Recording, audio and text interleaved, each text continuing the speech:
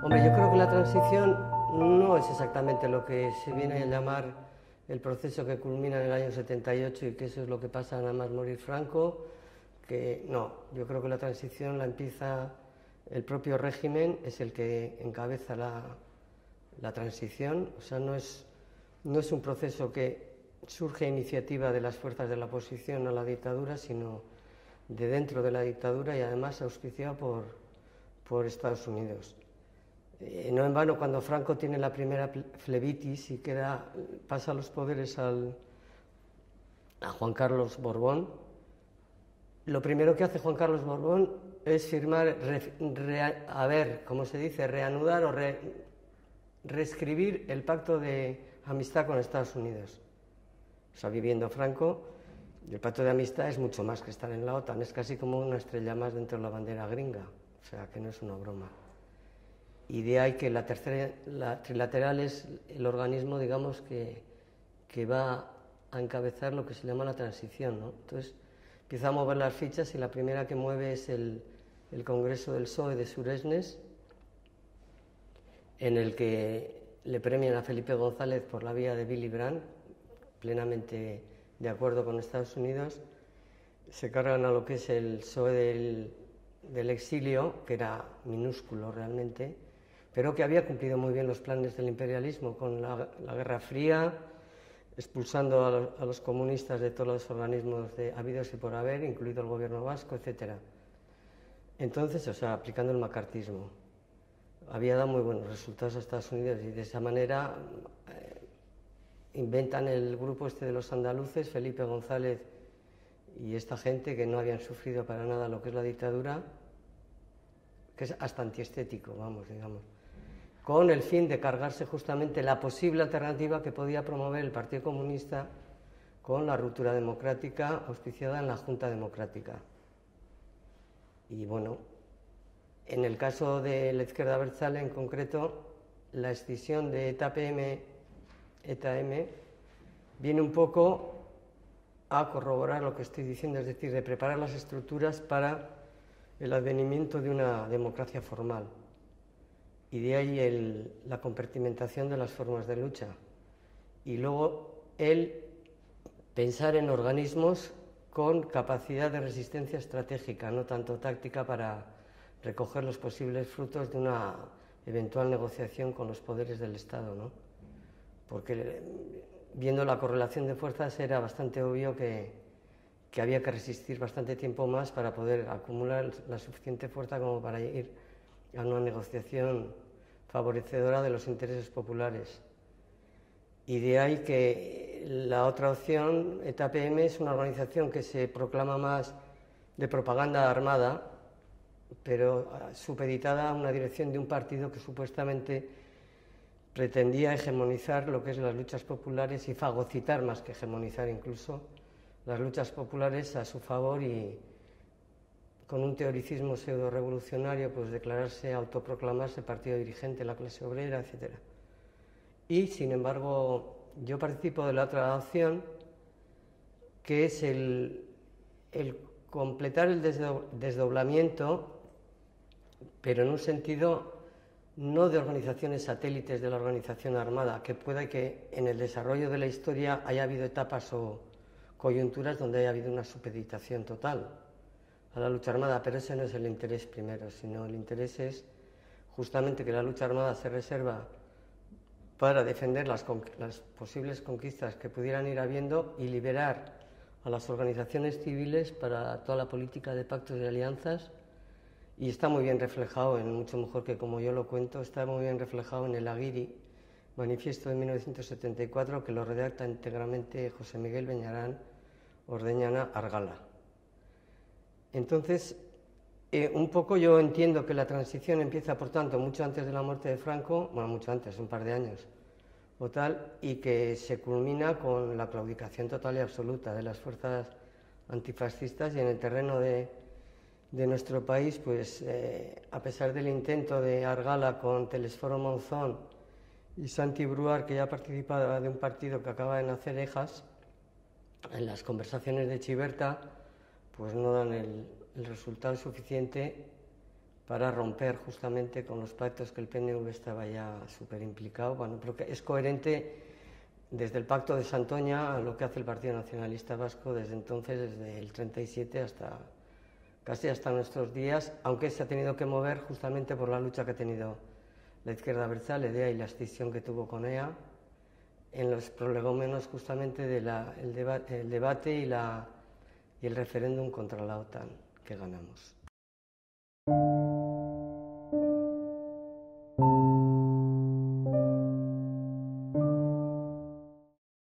Yo creo que ahora se diría que más que un debate, es que cuando se habla de debates son palabras muy grandes, no sé cómo, aunque los medios de comunicación no tenían la fuerza y la influencia, pero tenían la suya. Y más que nada son cuestiones que se manejaban en los medios de comunicación, porque vamos, yo entiendo que las bases de las incipientes comisiones obreras, digo por hablar del movimiento obrero, o de la escasa afiliación que podía tener la UGT, la CNT, el Frente Obrero de ETA, etcétera, pues un debate que la gente lo que quería era que acabara la dictadura, pero no había tanto matiz, y desde luego no la claudicación, la entrega, como fue primero ruptura democrática, después, ¿cómo se llamaba? Ruptura reformada, no ruptura, no me acuerdo, ruptura y al final reforma. Pero se iba dando todo en pildoritas edulcoradas, cada vez más suaves para que se fuera entendiendo. O sea, lo primero que se cargaron es la Junta Democrática, hicieron la plata junta, que llamaban, el PNV tenía que estar con la ¿cómo era? La Junta Democrática, y los otros eran la Convergencia Democrática, la del PSOE. Claro, el PNV tenía más dependencia del PSOE que del PC. Al PC lo echaron incluso del gobierno vasco en la época de la Guerra Fría, y el PC lo aceptó estupendamente, como aceptó la reforma y aceptó, pues eso, cambiar la bandera, renunciar llamar a la policía armada que nos mataba a los trabajadores en Vitoria, los llamaban trabajadores de uniforme.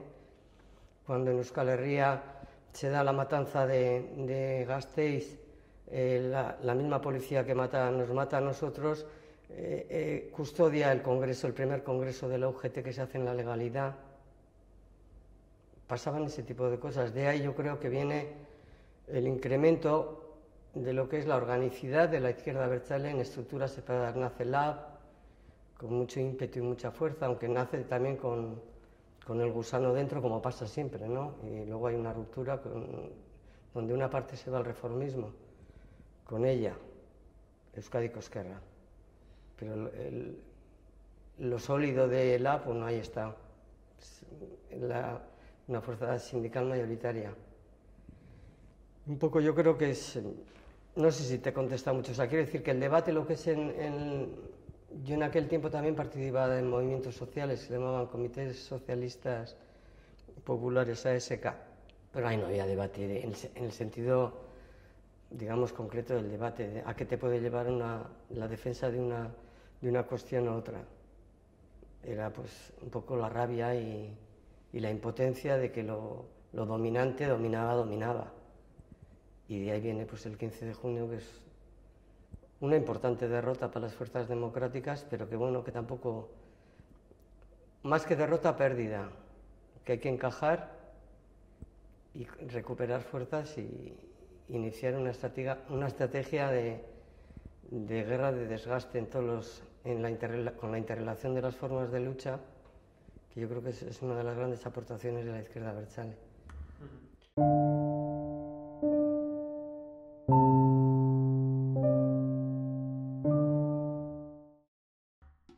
Hombre, que la importancia que tuvo es que no de cualquier manera podían hacer lo que les diera la gana. O sea, quiero decir que se hicieron manifestaciones por el derecho de autodeterminación, que a la cabecera iba Chiqui Venegas. Dice que el PSOE también tuvo que apostar por esa, para no quedarse completamente solo. Que el empuje y el mantener la coherencia, muchas veces intuitiva, tampoco con un proceso teórico muy elaborado, pero que intuitivamente y con alguna elaboración también, ¿por qué no? Pues yo creo que sí tuvo capacidad como para mover a lo que es el Estado en el sentido de darle conocimiento de que esto no era una lucha que la podían apagar con 4 bomberos, no, y un poco de agua, no, que aquí había mucha mayor profundidad que lo que podían ser otras nacionalidades del Estado, ¿no? Lo que no es sin pretender hegemonizar pero el desarrollo de la lucha en Euskadi tenía otras características que la de Galicia, Cataluña y no digamos de Andalucía, por ejemplo. La izquierda abertzale no proponía ni la conquista de la dictadura del proletariado ni el socialismo en un primer momento, ni mucho menos. Era una alternativa de corte democrático formal, que es la llamada alternativa CAS, que cuando después de que se pasa la marcha por la libertad se agrupan fuerzas y es cuando nace la mesa de Alsasua y luego la Unidad Popular y Ribatasuna, justamente la Unidad Popular que era, parece que están descubriendo el mar Mediterráneo, que está muy bien que lo descubran, digo, la gente está estatalista con las unidades populares y da muy buenos resultados, eso está demostrado. En las primeras elecciones municipales, que son el 79 si no me confundo, fuimos la segunda fuerza.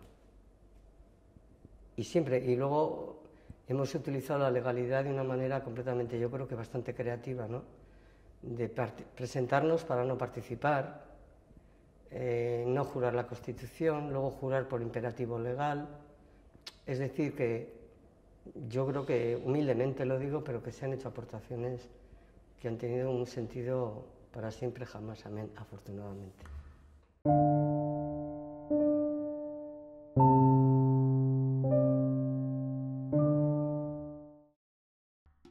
Yo creo que durante la transición afirmativa total, sí. Y en relación a la fuerza que tenía y a la capacidad que tenía, por supuesto que sí. Y tuvo muchos aciertos y en el terreno internacional exactamente lo mismo. O sea, yo creo que fuimos la primera organización que apostamos absolutamente por la Revolución Popular Sandinista y por el cambio en América Latina. Eso se anatemiza ahora como que eso es un horror, pues eso es de las mejores cosas que han pasado en la historia de nuestro país. La práctica del internacionalismo, pero además socialmente asumido y querido. Y eso no ha habido en el Estado, ni en Europa, diría yo. O la organización de la juventud en este país, que no fue una organización de modo clásico como correa de transmisión o satélite de un partido concreto, sino que fue la organización de la juventud para prepararse para cualquiera de las organizaciones que componíamos el Movimiento de Liberación Nacional, incluida ETA, aunque compartimentada, sin tener nada que ver las estructuras.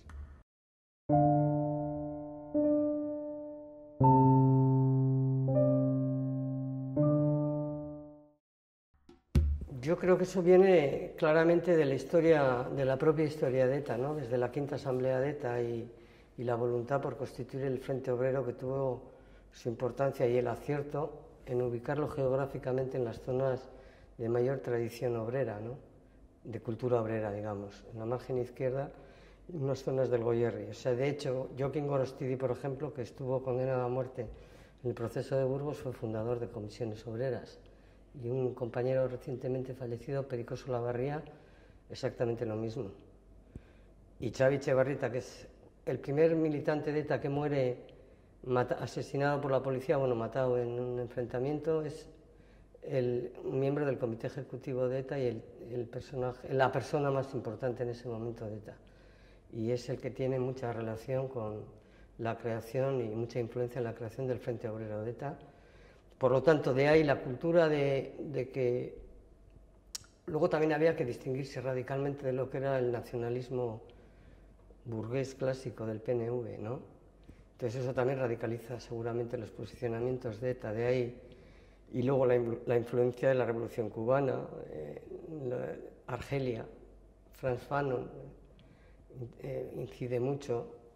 la Revolución Cubana muchísimo, pero la radicalización de ETA tiene su influencia obviamente en el movimiento obrero y luego despliega de hecho acciones que, bueno, pues para los sindicatos, digamos, clásicos, aunque no eran organizaciones obreras, pero de corte sindicalista, pues eran muy críticos, pero es que ETA intervenía cuando el movimiento obrero pues tomaba posiciones de huelga, etcétera.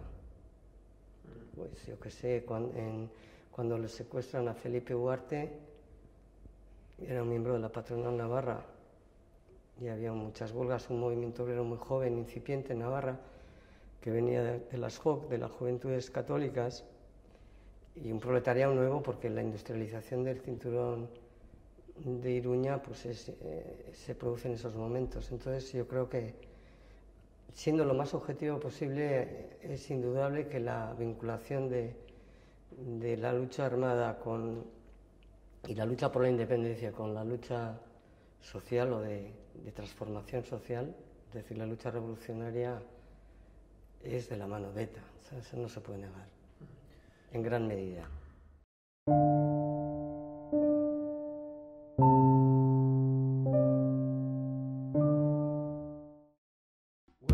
Pues huelgas, una huelga que se produce en Vizcaya, la huelga de bandas que dura 6 meses. Tú imagínate una huelga que dure 6 meses, donde no había sindicatos como hay sindicatos ahora que sostienen las huelgas pues económicamente. 6 meses de huelga no es cualquier cosa. Y se implicaban, pues hasta la comunidad de curas hizo un manifiesto de apoyo a los huelguistas. O sea, los cantantes, Xavier Lete hizo una canción a la huelga de bandas y la cantaban por todos los recitales que hacían, porque es que paralelamente o simultáneamente a eso en Euskal Herria resurge un movimiento social muy importante por la cultura, con las ikastolas clandestinas, y luego que se hacen ya legales, pero se impone la legalidad porque ya se viene trabajando en la clandestinidad. Pues involucra a sectores populares muy amplios, no solo de la clase obrera, sino también capas populares y clases medias. Entonces, pues las huelgas sí eran muy, muy, muy importantes. Y ETA nunca estaba ajena a esas luchas, nunca.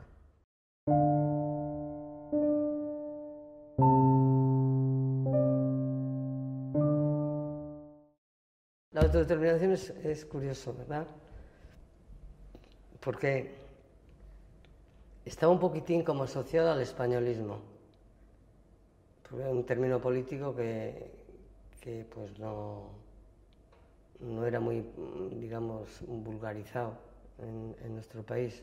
Luego enseguida sí, pero en principio sí se hablaba de soberanía, era un término que no se empleaba. Pero luego muy pronto, en principio la transición, en principio sí, ya se empieza a utilizar bastante la soberanía, justamente como más concreto y más exacto que la autodeterminación. Porque la autodeterminación es una solución que da, digamos, el partido bolchevique a la Revolución de Octubre, que está maravilloso y muy bien, pero que no exactamente se tiene por qué ajustar a otros contextos, ¿no? Y yo creo que aquí es como el término de la amnistía. La amnistía, en los primeros momentos, nosotros estábamos en contra de la amnistía porque el PC estaba por la amnistía, sin haber una reflexión. Y la amnistía es una cosa completamente errática desde el punto de vista revolucionario. Es completamente coherente desde el punto de vista reformista. Justamente es que yo me pacto contigo que nos olvidamos los dos de que tú has sido asesino y yo también. Ninguno de los dos hemos hecho nada, y a empezar de cero, pero yo con todo mi poderío bien organizado. Los aparatos del Estado los mismos, la policía, el ejército, todo lo mismo. Y tú, tus comisiones obreras y ¡hala!, a correr. Y aplaudir a los policías, que les llamas ahora trabajadores de uniforme, así le llamaba el PC, a la policía que mataba en Vitoria. Trabajadores de uniforme. Luego, claro, la base de, digamos, los trabajadores que pudieran tener el PC en este país nuestro, como los que están en Zaramaga, que les tiran fuego real en Vitoria, ¿cómo van a decir que son trabajadores de uniforme? Pues así está, así se quedó el PC, el pobre PC.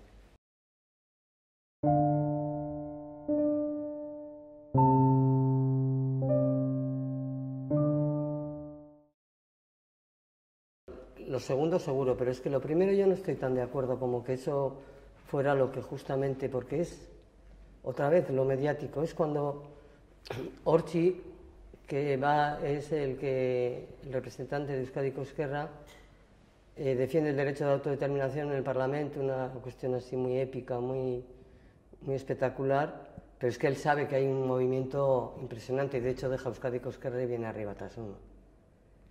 Entonces, yo no diría tanto que eso es bastante insignificante. En todo caso, es darle un poquitín de colorido, digamos, a una expresión en contra de la Constitución.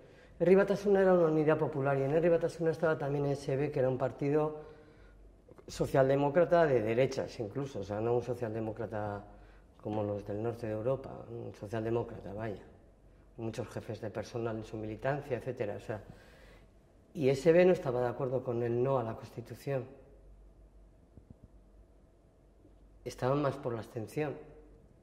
Entonces sacamos una cosa que era un poco así, que era a esta Constitución no. Y también por la abstención y el no, pero también el no. Y yo recuerdo un debate con Argala, decía, no entiendo por qué dices que no a esta Constitución, que no a la Constitución. Nosotros nos tenemos que abstener. No. Porque si España hubiera hecho otra Constitución que reconociera nuestros derechos, nosotros diríamos que sí. Si hubiéramos tenido otra, bueno, entonces sí se aceptó en lo que era CAS, entonces el no a la Constitución. No a esta Constitución y a esta no. Entonces era una manera de entrar en que no iba a ser nunca nuestro proceso de victoria-derrota o de conseguir la dictadura del proletariado y que vamos a tomar ningún palacio de nada, sino que nuestro proceso iba a ser de guerra prolongada, en todo caso, y de acumulación de fuerzas hasta cambiar la correlación de las mismas, ¿no? Vamos, para la pregunta en concreto, yo creo que el hecho de negar la Constitución es el hecho nacional que tiene sus múltiples expresiones en múltiples lugares, que es el movimiento cultural, el movimiento obrero, es que no es lo mismo. Las comisiones obreras de aquí no es lo mismo que las comisiones obreras del pobre Marcelino Camacho, es que no tiene nada que ver. Porque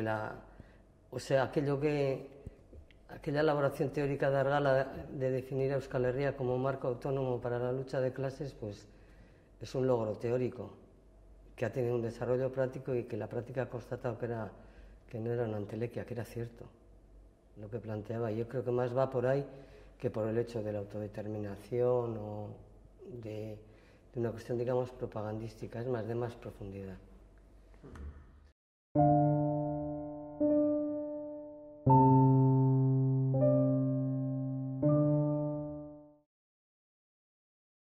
Yo creo que es que la intervención de las fuerzas llamadas antifranquistas en la elaboración de la institucionalidad de la monarquía parlamentaria, yo creo que no tuvo ninguna fuerza ni nada, o sea, fue una supeditación total. Entonces, la institucionalidad del régimen que iba a venir a partir de esa Constitución, pues era más de lo mismo. Y si te mueves un poco, viene el 23F y luego la LOAPA. O sea, quiero decir que desde el punto de vista institucional. Entonces, la izquierda abertzale ha tenido el acierto desde sus inicios orgánicos a partir de la muerte de Franco de no imponer, vamos, que son palabras que ahora suenan horrible, de marcar la posibilidad de formas de contrapoder. No digo contrapoder, formas de contrapoder. Y de hecho, se puede considerar que así ha ido pasando. Hasta que viene Argel, que ya es otra cosa que no vamos a hablar hoy.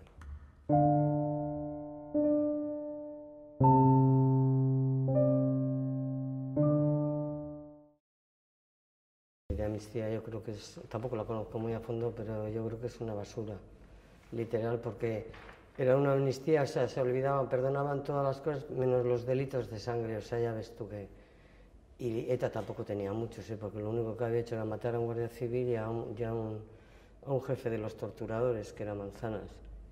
No, luego algunos, pero nada, lo fundamental era eso, y los delitos de sangre pues eran los del proceso de Burgos, que justamente habían creado todas las simpatías en el mundo mundial. Entonces inventaron una fórmula de extrañarlos, los sacaron para afuera y luego los metieron, tal.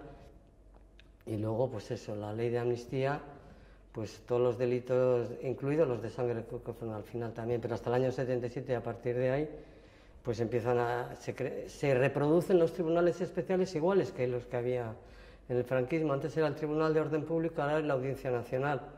Y ahora lo único que no te juzgan los militares como juzgaban antes. Pero te cascaba igual un tribunal militar que el tope, que el Tribunal de Orden Público. Y bueno, la institucionalidad es que es exactamente la misma. Solamente que incorporan a partidos sometidos y a sindicatos sometidos. Es que no hay otra variante en lo que es la maravilla, el régimen este del 78.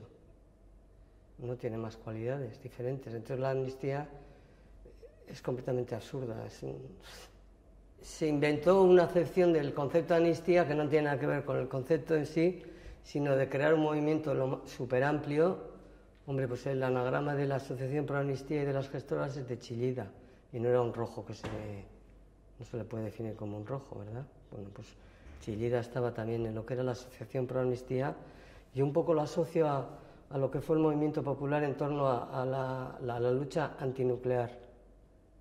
La lucha por la liberación de los prisioneros políticos es un poco parecida en cuanto a participación social mayoritaria de los amplios sectores de la sociedad, o sea, clases medias, profesionales, capas populares y clase obrera, pero es que era la gran mayoría de nuestro país estaba a favor de la liberación de los presos políticos.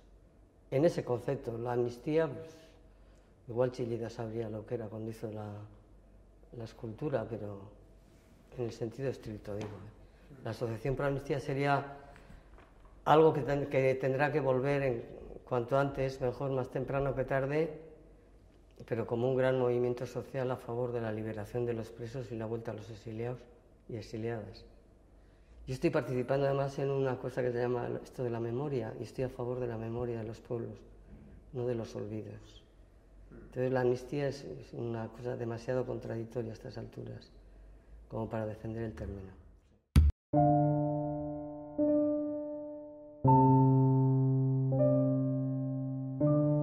Yo creo que está todo bien incardinado en aquella cosa que se llamó después también el Plan CEN, ¿no? Plan Especial Norte. Si es que nos han pasado cosas que son de manual, vamos, manuales contrainsurgentes que las aplican en el mundo. Lo que pasa que no, en Europa Occidental, salvo el caso de Alemania, de los Baader-Meinhof, el resto no te aplican aquí ninguna ley de estas, digamos en Occidente. Pero vamos, que estas leyes de súper especiales son de manuales, o sea, Plan Especial Norte, así se llamaba, ¿no? Zona Norte. Sí, el Plan CEN. Bueno, pues es que es parte de lo mismo, o sea, toda una estrategia dirigida y fundamentada a la aniquilación. Es acabar con un problema, no a convivir con un problema, sino acabar. Y cuando no pueden acabar, claro que inventan cómo convivir. Imagínate a Mayor Oreja lo bien que le vino ETA para sus empresas de seguridad, pues se ha forrado, ha hecho un patrimonio que ni te cuento. O sea, este tipo de gente, claro que no le interesa para nada que ETA, o sea, que se deje la lucha armada. Porque tal y como se concibe en el principio del desdoblamiento y la creación de CAS como bloque dirigente para la Revolución Vasca, es la interrelación de las formas de lucha, que en una fase una lucha va a ser preponderante sobre las demás y en otras tiene incluso que desaparecer y supeditarse al resto. Y es un poco lo que está pasando, demasiado, con mucho tiempo, claro, porque eso cuesta mucha sangre, sudor y lágrimas. Ahí tienes un compañero que ha estado 26 años en la cárcel. Fíjate los años que hubiera ahorrado, lo que hubiera podido aportar, que también habrá aportado desde la cárcel, pero se aporta mejor fuera que dentro de la cárcel.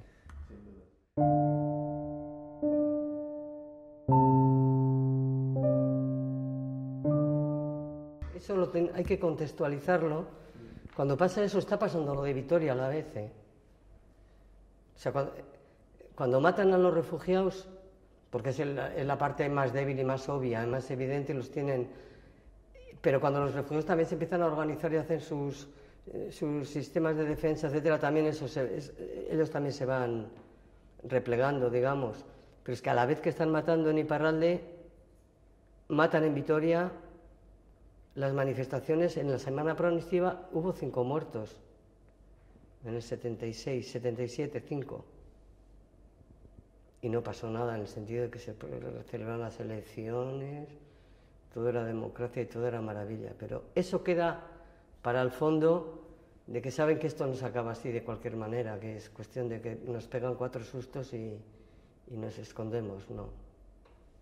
Y la demostración es, el batallón vasco español mató unos cuantos, y además de matar ponía bombas en tiendas, tal que la gente, en Iparralde la gente no es como, ni siquiera como aquí, la gente tiene bastante más miedo.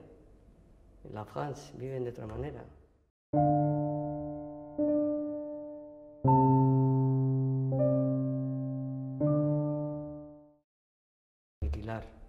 Aniquilar y que la gente optara por las vías de sometimiento, digamos. Euskadi Ezkerra y el PNV. Euskadi Ezkerra era una organización que era electoralmente exactamente la mitad que Herri Batasuna, y estaban los medios de comunicación justamente el doble o el triple. Era todos a una contra Herri Batasuna, todos a una, todos.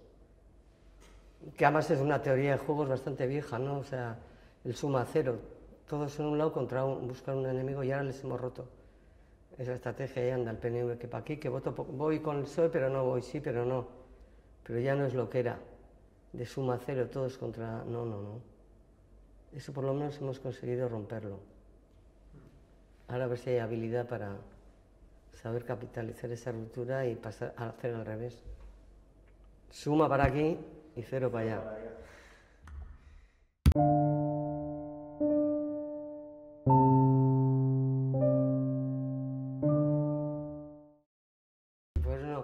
Pues no, y bueno, ahora con este PP maravilloso que es de verdad, que si no lo tuvieran lo debieran de inventar, porque más a la derecha es prácticamente imposible. Pero es una derechización de toda Europa, y pasa que también pueden pasar cosas de repente bastante importantes, y pasarán. Yo no valoro que haya un avance en la democracia. Hombre, hay un avance, hay una maduración, sobre todo en los sectores que éramos de progreso y revolucionarios, que estamos un poquito más formados y tenemos un poco más capacidad, que eso tampoco está mal, ¿no? Y las nuevas gentes, la juventud, yo creo que tiene condiciones bastante positivas para desarrollar un proceso revolucionario, aunque el término no sea de lo más moderno, un proceso transformador, que se dice ahora.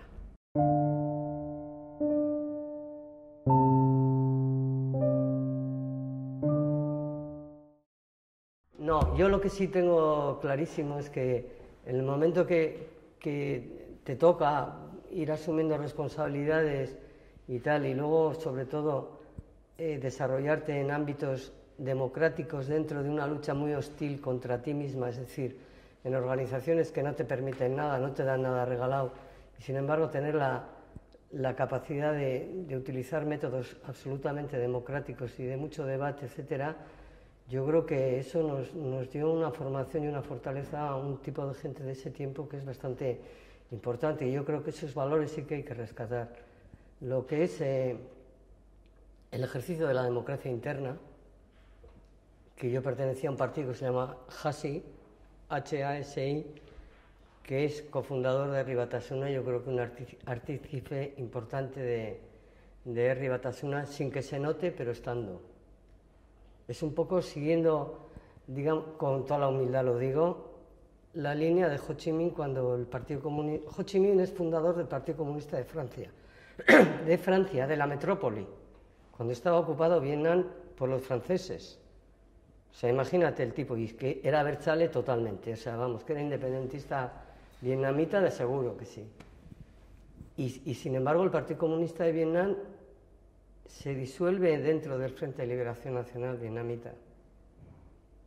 ¿Entiendes? Pues un poco, HASI pretendió ser eso, un partido comunista de nuevo tipo, aunque se llamaba socialista, de nuevo tipo, y que fuera capaz de diluirse sin que se notara que estaba, pero estando.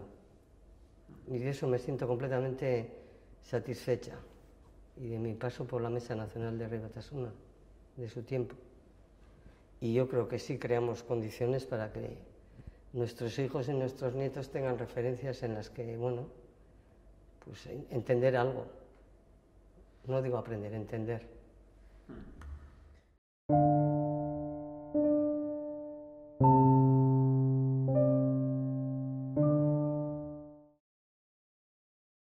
O pues lo que es una ruptura democrática con un régimen fascista que vamos en Turquía.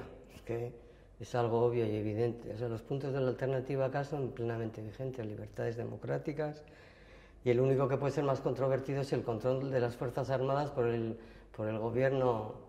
Imagínate que Urkullu pudiera controlar a la Guardia Civil, y a la Policía Armada y al Ejército Español, pues de eso nada, ¿no?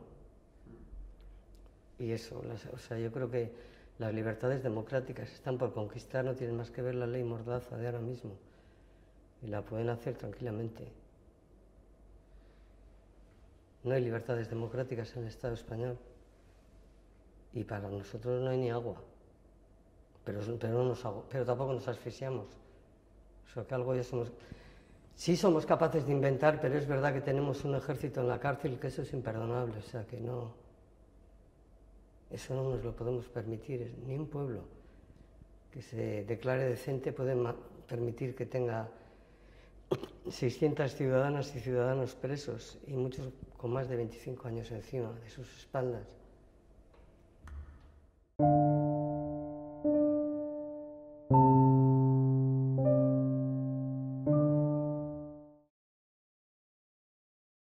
Sí, yo creo que tienen que ser otras condiciones. Primero eso, tú para llegar a pactar unas condiciones tienes que tener una correlación de fuerzas inequívoca.